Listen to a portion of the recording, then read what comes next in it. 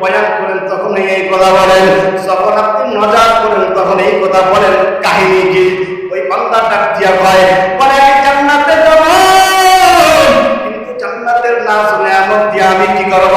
আমি জান্নাতের মধ্যে তো যাব, ওরে জান্নাতের নাজ নেয়ামত পাওয়ার পর যদি আমি আমার মাওলাকে ভুলে যাই, আমার এই জান্নাত দিয়া কি হবে? তাহলে জান্নাতের মধ্যে আপনি আমি যাব। দেখেন রে বাবা, জান্নাতে যাইতে হলে কি পরিমাণ আমল করতে হয়।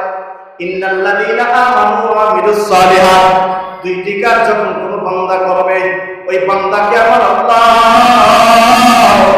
জান্নাতের উঁচু মাকাম দিয়া দিবে। বলে কোন জান্নাত দিবে?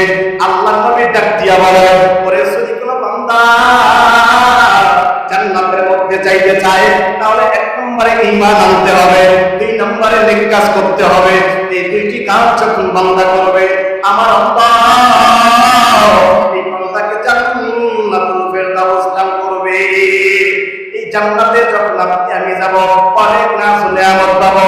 এই জান্নাতের মধ্যে আপনাকে আমাকে যাইতে হলে তো দুইটি কাজই করতে হবে। আল্লাহ পাক রব্বুল আলামিন আপনাকে আমাকে সবাইকে দুইটি কাজ করার তৌফিক দান করুন। সকলেই বলি আমিন।